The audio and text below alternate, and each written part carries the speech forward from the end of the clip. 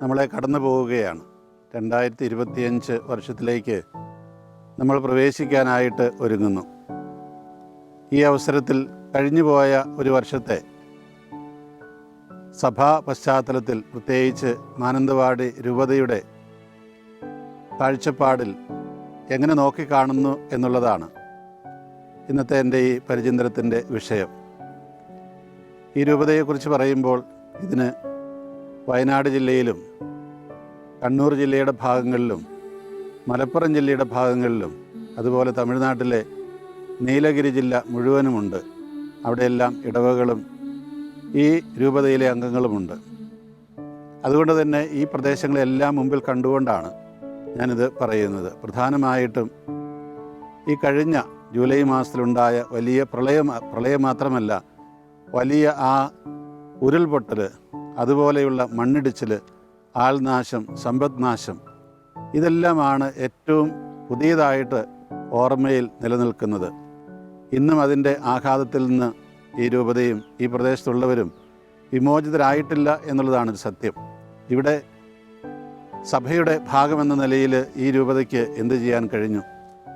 ഒന്നാമതായിട്ട് എനിക്ക് പറയാനുള്ളത്, ഇത്തരം ഈ വലിയ ദുരന്തങ്ങൾക്കിടയിലും മനുഷ്യൻ്റെ വലിയ മനസ്സ് കാണാനായിട്ട് ഇടവന്നു എന്നുള്ളതാണ്.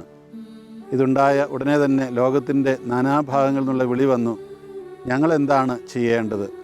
നന്മ പറ്റാത്ത ഒരു വലിയ സമൂഹം നമ്മുടെ ചുറ്റുമുണ്ട് എന്നുള്ളതിൻ്റെ ഒരു സൂചനയായിരുന്നത്. ഇതിനു മുമ്പ് 2017 പ്രളയമുണ്ടായപ്പോഴും ഇതേ സ്ഥിതി തന്നെയായിരുന്നു. ഞങ്ങൾക്ക് സ്വയം കൈകാര്യം ചെയ്യാൻ പറ്റാത്തത്ര രീതിയിൽ ആളുകൾ സഹായങ്ങളുമായിട്ടെത്തി. ഇപ്പോഴും അതുപോലെ തന്നെ വീടുകൾ നഷ്ടപ്പെട്ടവർക്ക് അത് വെച്ചു കൊടുക്കാനായിട്ട്, ജീവനോപാധികൾ നഷ്ടപ്പെട്ടവർക്ക് വീണ്ടും ഒരു പുതിയ ജീവിതം ഉണ്ടാക്കി കൊടുക്കുവാനായിട്ട് ഞങ്ങൾ പരിശ്രമിക്കുകയാണ്. ഇതിനെല്ലാം നടുവിൽ സ്വാഭാവികമായിട്ടും നമ്മുടെ നിയമസംവിധാനങ്ങൾ, രാജ്യത്തിൻ്റെ നിയമസംവിധാനങ്ങൾ, അത് ഒരു പരിധിവരെയെങ്കിലും നമ്മുടെ ഈ പ്രവർത്തനങ്ങൾക്ക് അല്പമൊക്കെ ഒരു വേഗത കുറച്ചിട്ടുണ്ട് എന്നുള്ളതിൽ സംശയമില്ല. എങ്കിലും നിയമത്തിൻ്റെ എല്ലാ കാര്യങ്ങളും നിർവഹിച്ചുകൊണ്ട് തന്നെ വേണം. അതുകൊണ്ട് തന്നെ ഈ പുതിയ വീട് നിർമ്മാണമൊന്നും ഞങ്ങൾക്ക് തുടങ്ങാനായിട്ട് സാധിച്ചില്ല. അതിൻ്റെ കാരണം ഇതാണ്. ബാക്കി എല്ലാ കാര്യങ്ങളും റെഡിയാണ്. ഈ അനുവാദങ്ങൾ കിട്ടിക്കഴിഞ്ഞാൽ സ്വാഭാവികമായിട്ട് അതെല്ലാം ചെയ്യാനായിട്ട് കഴിയും. പക്ഷേ ഇതിനോടൊപ്പം തന്നെ ഏതാണ്ടൊരു 3.5 കോടിയോളം രൂപ പലരുടെ സഹായത്താലായിട്ട് ഈ കുടുംബങ്ങൾക്കെല്ലാം വേണ്ടി ചെയ്തിട്ടുണ്ട് എന്നുള്ള വലിയ ഒരു ചാരിതാർത്ഥ്യമുണ്ട്. അത് ഈ രൂപതയുടെ കഴിവ് കൊണ്ടല്ല, ഈ ലോകത്തിലുള്ള നാനാജാതി മതസ്ഥരായിട്ടുള്ള, പ്രത്യേകിച്ച് കത്തോലിക്കരായിട്ടുള്ള ആളുകൾ ഈ രാജ്യത്തും വിവിധ രാജ്യങ്ങളിലുമായിരുന്നുകൊണ്ട് ഈ രൂപതയിലെ ജനങ്ങൾക്ക്, അത് ഈ രൂപതയിലെ ക്രൈസ്തവർക്ക് മാത്രമല്ല, ഈ ദുരന്തത്തിൽ ഇരയായ എല്ലാവർക്കും വേണ്ടി ചെയ്തു കൊടുത്ത കാര്യമാണ്. ഈ ഒരു കാര്യമാണ് പ്രധാനമായിട്ട് ഇപ്പോഴും ഞങ്ങളുടെയൊക്കെ മനസ്സിലുള്ളത്. രണ്ടാമതൊരു കാര്യം പ്രത്യേകമായിട്ട് പറയാനുള്ളത്, ഈ ക്രൈസ്തവ സമൂഹത്തിൽ നിന്ന്, പ്രത്യേകിച്ച് സിറോ മലബാർ സഭാ സമൂഹത്തിൽ നിന്ന്, സമുദായത്തിൽ നിന്ന് അകന്നുകൊണ്ടിരിക്കുന്ന, അല്ലെങ്കിൽ അവർ മറ്റ് രാജ്യങ്ങളിലേക്ക് ജോലി സംബന്ധമായിട്ടും പഠന സംബന്ധമായിട്ടും പോകുന്നതിനെപ്പറ്റിയും തൽഫലമായിട്ട് ഇവിടെ ഉണ്ടാകാവുന്ന പ്രത്യാഘാതങ്ങളെക്കുറിച്ചുമൊക്കെയാണ്. ഈ രൂപതയിൽ മാത്രമല്ല, മറ്റ് എല്ലാ രൂപതകളിലും ഇത് സംഭവിച്ചുകൊണ്ടിരിക്കുന്നുണ്ട്. ഇതിൻ്റെ തെളിവെന്നവണ്ണം കഴിഞ്ഞ 4 വർഷങ്ങളിൽ ഈ രൂപതയിലെ വേദപാഠത്തിന്, മതബോധനത്തിന് രജിസ്റ്റർ ചെയ്യപ്പെട്ട കുട്ടികളുടെ 1 മുതൽ 12 വരെയുള്ള ക്ലാസ്സുകളിലെ കുട്ടികളുടെ കണക്കെടുത്തപ്പോൾ അത് ഭീതിതമായിരുന്നു. കാരണം മറ്റൊന്നുമല്ല, ഏതാണ്ട് 4 വർഷം കൊണ്ട് ഇവിടെ കുറഞ്ഞത് 1000-ലേറെ കുട്ടികളാണ്. അതായത് ഒരു വർഷം ചുരുങ്ങിയത് ഒരു 300 പേരെങ്കിലും ഇവിടെ കുറയുന്നുണ്ട്. അത് ഈ രൂപതയിലെ മാത്രം കാര്യമാണ്. ഇതുപോലെ മറ്റെല്ലാ രൂപതകളിലും മാത്രമല്ല, അതിൻ്റെ ഫലമായിട്ട് അവർ ഇവിടെ പിന്നീട് തിരിച്ചെത്തുന്നില്ല. പ്രായമായ മാതാപിതാക്കൾ മാത്രമാകുന്നു. അങ്ങനെ വരുമ്പോൾ അവരുടെ പ്രശ്നങ്ങൾ കൈകാര്യം ചെയ്യാനുള്ള സംവിധാനങ്ങൾ ഒന്നും നമ്മുടെ രാജ്യത്തില്ല.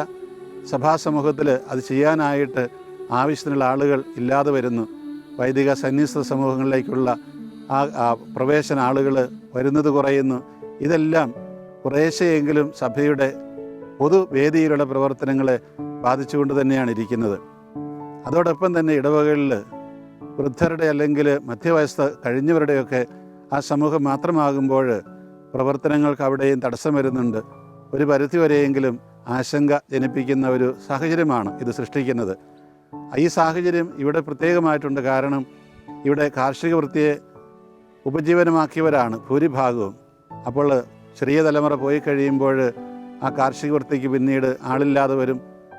ആ ഭൂമി തരിശായി പോകും. മാത്രമല്ല ജീവനമാർഗം പലപ്പോഴും തീരെ കുറയുകയും ചെയ്യുന്ന ഒരവസ്ഥാവിശേഷമുണ്ട്.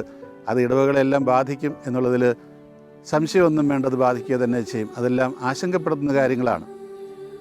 അതുപോലെ തന്നെയാണ് നമുക്ക് ഇന്നത്തെ ഈ നിർമ്മിത ബുദ്ധി പോലെയുള്ള കാര്യങ്ങൾ കടന്നു വരുമ്പോൾ നമ്മുടെ വിശ്വാസ പരിശീലന രംഗവും നമ്മുടെ സംഘടനാ പ്രവർത്തനങ്ങളുമൊക്കെ കുറേയെങ്കിലും അസ്ഥാനത്തായി പോകുന്ന അവസ്ഥയുണ്ട്. സ്കൂളുകളിൽ ഇതെല്ലാം വളരെ കൃത്യമായിട്ട് നല്ല സംവിധാനങ്ങളോടുകൂടി പഠിപ്പിക്കുമ്പോൾ അതൊന്നുമില്ലാത്ത വിശ്വാസ പരിശീലന ക്ലാസ്സുകളിലേക്ക് കടന്നു വരാനായിട്ട് കുട്ടികൾക്ക് മടിയാണ്. നമ്മുടെ അധ്യാപകർ നല്ല ആത്മാർത്ഥതയും സന്നദ്ധയെല്ലാം ഉള്ളവരാണെങ്കിലും ഈ കുട്ടികളെ പഠിപ്പിക്കാനായിട്ട് അവരുടെ ആ ഒരവസ്ഥാവിശേഷം പലപ്പോഴും മതിയാകാതെ വരുന്നു എന്നുള്ളത് അതും ഈ പറഞ്ഞതുപോലെ ആശങ്കപ്പെടുത്തുന്ന കാര്യമാണ്. അപ്പോൾ ഈ കാലഘട്ടത്തിൽ ഇതെല്ലാം വന്നു കഴിയുമ്പോൾ ഇവിടെ നിന്നാൽ ജോലിയൊന്നും കിട്ടില്ല എന്നൊരു സാഹചര്യം, ഒരു ഭയപ്പാടുള്ളത് കൊണ്ടാണ് ആളുകൾ അതിന് സാഹചര്യമുള്ളിടത്തേക്ക് പോയി പഠിക്കുന്നതും ജോലി തേടുന്നതുമെല്ലാം. ചുരുക്കത്തിൽ ഈ കേരളത്തെ സംബന്ധിച്ച് പറയുമ്പോൾ പ്രത്യേകമായിട്ട് ഇവിടുത്തെ രാഷ്ട്രീയ, സാമൂഹിക, വിദ്യാഭ്യാസ, സാംസ്കാരിക പശ്ചാത്തലമെല്ലാം ഇത്തരത്തിലുള്ള കാര്യങ്ങളിലേക്ക് ആളുകളെ നയിക്കുന്നുണ്ട്. അതേസമയത്ത് ഈ ക്രൈസ്തവ സമൂഹത്തിൻ്റെ, പ്രത്യേകിച്ച് കത്തോലിക്ക സമൂഹത്തിൻ്റെ സാന്നിധ്യം നമ്മുടെ കച്ചവട മേഖലകൾ അല്ലെങ്കിൽ ഉദ്യോഗ തലങ്ങളിലെല്ലാം കുറഞ്ഞു വരുന്നതും തീർച്ചയായിട്ടും നമ്മൾ ആശങ്കയോടുകൂടി തന്നെ കാണേണ്ട ഒരു കാര്യമാണ്. എങ്കിലും ഇതിൻ്റെ എല്ലാം നടുവിൽ ദൈവത്തിൻ്റെ ഒരു കരം കാണുന്നു എന്നുള്ളതാണ് ഏറ്റവും പ്രധാനപ്പെട്ട കാര്യം.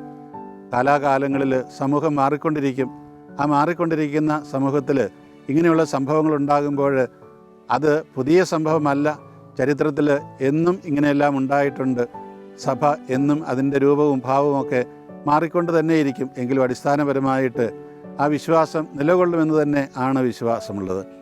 അതുപോലെ തന്നെ ഈ ചെറുപ്പക്കാർ അവർ പോകുമ്പോഴും അവരാരും തീർത്തും വിശ്വാസം ഉപേക്ഷിച്ചിട്ട് പോകുന്നവരല്ല.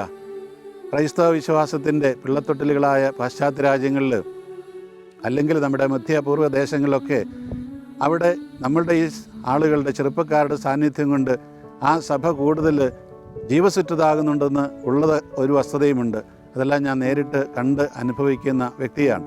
അതുപോലെ തന്നെ അവിടെയുള്ള ആളുകളുമായിട്ടും പ്രത്യേകിച്ച് പിതാക്കന്മാരുമായിട്ടൊക്കെ സംസാരിക്കുമ്പോൾ അവർ സന്തോഷത്തോടുകൂടി പറയുന്ന കാര്യമുണ്ട്, നിങ്ങളുടെ ആളുകൾ വന്ന് ഞങ്ങളുടെ ഈ സഭകളെയും പള്ളികളെ ഇടവകളെയെല്ലാം ശക്തിപ്പെടുത്തുന്നതിൽ ഞങ്ങൾക്ക് സന്തോഷമുണ്ട് എന്നുള്ളത്. ധാരാളമായിട്ട് അവരുടെ ആ ഇടവകളിലേക്ക് നമ്മുടെ ആളുകൾ കടന്നു ചെല്ലുന്നത് അവർക്ക് ഒരു വലിയ ഉന്മേഷം പകരുന്ന കാര്യമാണ്. അവരുടെ ആളുകൾ പറയും, നിങ്ങളുടെ ആളുകൾ വരുമ്പോഴാണ് ഞങ്ങൾക്ക് കുഞ്ഞുങ്ങളെ കാണാനായിട്ട് സാധിക്കുന്നത്, ചെറിയ യുവാക്കളെ യുവതികളെ കാണാനായിട്ട് കഴിയുന്നത്, വല്ലപ്പോഴെങ്കിലും ഒരു കല്യാണം കൂടാനായിട്ട് സാധിക്കുന്നത്. അതുകൊണ്ട് ഈ ഇങ്ങനെയുള്ള ആശങ്കപ്പെടുത്തുന്ന സംഭവങ്ങളുടെ നടുവിലും പ്രത്യാശയുടെ കിരണങ്ങളുണ്ട് എന്ന് പറയാനായിട്ട് എനിക്ക് സന്തോഷമുണ്ട്. ഈ രൂപതയെ സംബന്ധിച്ച് പറയുമ്പോഴും ആശങ്കപ്പെടേണ്ട കാര്യങ്ങളുണ്ടെങ്കിലും അതിലേറെ ദൈവത്തിൻ്റെ ആ വലിയ പദ്ധതിയിൽ അതിനെ ഒന്നായി കാണുമ്പോൾ ഞാൻ ആശങ്കപ്പെടുന്നില്ല. കാരണം ദൈവത്തിൻ്റെ കൈകളിലാണ് ഇതെല്ലാം ഇരിക്കുന്നത് എന്നെനിക്കറിയാം. അതുകൊണ്ട് തന്നെ ഈ 2024 കടന്നു പോകുമ്പോൾ ഈ വെല്ലുവിളികളൊക്കെ മുന്നിലുണ്ടെങ്കിലും പുതിയ വലിയ സാധ്യതകൾ കടന്നു വരുന്നുണ്ട്. വെല്ലുവിളികൾ ഉണ്ടെങ്കിൽ പോലും അത് ഓപ്പർച്യൂണിറ്റീസാണ്, അവസരങ്ങളാണ്. ഈ അവസരങ്ങളെ വേണ്ട വിധത്തിൽ ഉപയോഗപ്പെടുത്താനുള്ള ഒരു കഴിവ് അത് തരണമെന്ന് മാത്രമാണ് എൻ്റെ പ്രാർത്ഥന. അതുമാത്രമാണ് ഇവിടെയുള്ള ഈ ആളുകൾക്കും അത് കൊടുക്കണമെന്നാണ് എൻ്റെ പ്രാർത്ഥന. നമുക്കറിയാം, മാറി വരുന്ന സാഹചര്യങ്ങളിൽ അതിനെയൊക്കെ മനസ്സിലാക്കി പഠിച്ച് അതിൽ വലിയ വൈദഗ്ധ്യം സമ്പാദിച്ചെങ്കിലേ നമുക്ക് ഇനി മുന്നോട്ട് പോകാൻ കഴിയുകയുള്ളൂ. പഠിപ്പിക്കുന്ന രീതികളൊക്കെ മാറിക്കഴിഞ്ഞു. കുട്ടികൾ ഇന്ന് പഠിച്ചു വരുന്ന രീതികൾ ദേവാലയത്തിലും ഇടവകയിലെ മതബോധന രംഗത്തും വിശ്വാസ പരിശീലന രംഗത്തുമെല്ലാം നടപ്പാകുമ്പോൾ മാത്രമേ ആ കുട്ടികൾക്കത് രസകരമായി തീരുകയും അവർ ഇഷ്ടപ്പെട്ടതിലേക്ക് വരികയും ചെയ്യുള്ളൂ. അതിനുള്ള ഒരു പരിശീലന പദ്ധതിയും സ്വാഭാവികമായിട്ടും രൂപപ്പെടേണ്ടതുണ്ട്. എന്നെക്കൊണ്ട് പറ്റുന്ന രീതിയിൽ അത് ചെയ്യാനായിട്ട് പരിശ്രമിക്കുന്നുണ്ട്. ഈ സഭാതലത്തിൽ അതുണ്ടാകേണ്ടതാണ്. ഏത് വേദിയിൽ എവിടെ ചെന്നാലും പറയുന്നൊരു കാര്യമാണ്, കുട്ടികൾക്ക് കൊടുക്കുന്ന വിശ്വാസ പരിശീലനത്തിൽ വലിയ അപാകതകളുണ്ട്, അതിനെ തിരുത്തണമെന്നുള്ളത്. എന്നെക്കൊണ്ട് പറ്റുന്ന രീതിയിൽ അത് തിരുത്തണമെന്നുള്ളത് തന്നെയാണ് എൻ്റെ ആഗ്രഹം. അപ്പോൾ അങ്ങനെ ഈ 25ലേക്ക് കടക്കുമ്പോൾ വലിയ മാറ്റങ്ങൾ ഉണ്ടാകുമെന്ന് എനിക്ക് നല്ല ഉറപ്പുണ്ട്. ആ മാറ്റങ്ങൾക്ക് വേണ്ടി ഞാൻ ഒരുങ്ങുകയാണ്. ഈ രൂപതയെ ഒരുക്കാനായിട്ട് പരിശ്രമിക്കുകയാണ്. എന്നോടൊപ്പം നല്ല മനസ്സുള്ള ധാരാളം വൈദികരെ സന്യസ്തരും അൽമായ നേതൃത്വമുള്ളതുകൊണ്ട് ഈ മാനന്തവാടി രൂപത ഭയം കൂടാതെ ദൈവത്തിൻ്റെ കൈപിടിച്ച് മുന്നോട്ട് പോകും. അത് കൂടുതൽ കൂടുതൽ പുരോഗമിക്കും. അതുപോലെ തന്നെ സഭയെ മൊത്തത്തിൽ പറയുമ്പോഴും ഇതുതന്നെയാണ് എൻ്റെ ആശയവും ആഗ്രഹവും. എൻ്റെ ആ ഒരു പ്രതീക്ഷയുമെല്ലാം ഇതാണ്. വലിയ പ്രതീക്ഷ തന്നുകൊണ്ടുള്ള ഈ 25ലേക്കുള്ള പ്രയാണത്തിൽ നമുക്കൊന്നു ചേർന്ന് പങ്കുചേരാം.